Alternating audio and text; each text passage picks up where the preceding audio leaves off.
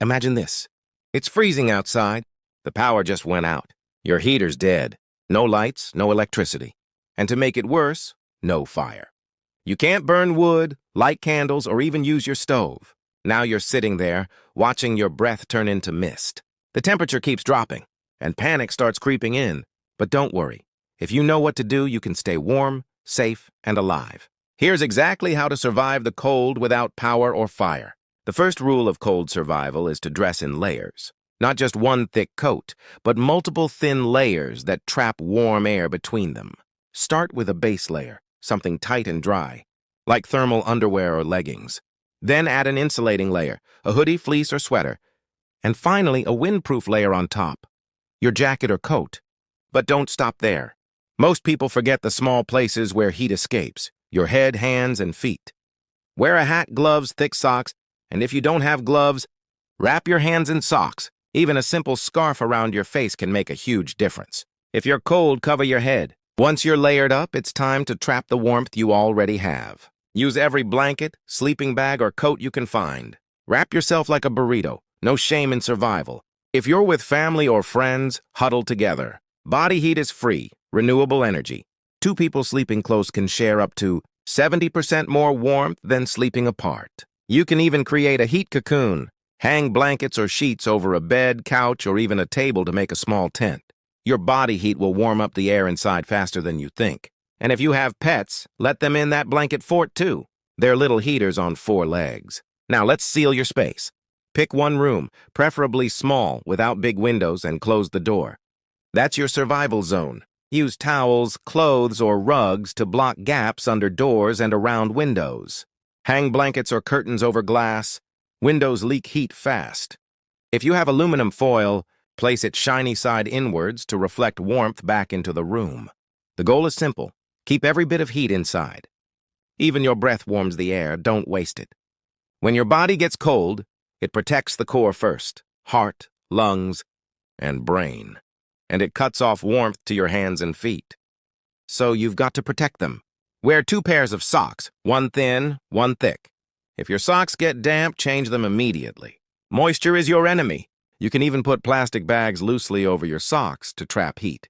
And if you don't have mittens, wrap your hands in a scarf, t-shirt, or even newspaper. When you feel your fingers going numb, tuck them under your armpits. Your body is the best heater you own. You might be tempted to stay perfectly still under your blankets, but you need to keep your blood moving every 20 to 30 minutes. Do a quick burst of movement, jumping jacks, squats, push-ups, or running in place. The trick is to get your heart rate up without sweating, because once you sweat, you'll cool down even faster when you stop. So move smart. Warm up, don't wear yourself out. You don't need flames to make heat. There are safe, clever ways to stay warm indoors. If you have hand warmers or chemical heat packs, use them on your chest, neck, or between your legs near major blood vessels. No heat packs? Make your own. Fill a water bottle with hot water. If you can heat it safely, like from a thermos or solar device, wrap it in a towel and you've got a homemade heater that lasts for hours. And if you have Mylar emergency blankets, those thin silver sheets, they can reflect up to 90% of your body heat back to you. They're cheap, light, and can literally save your life. Your body needs fuel to make heat. When you eat, your body burns calories, and that process generates warmth.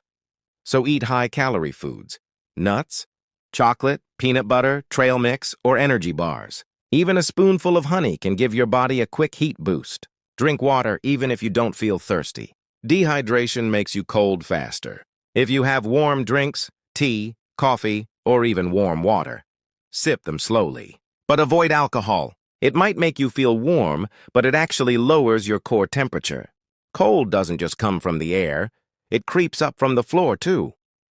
Never sit or sleep directly on tile or concrete. Lay down blankets, rugs, cardboard, or even clothes to create a barrier between you and the ground.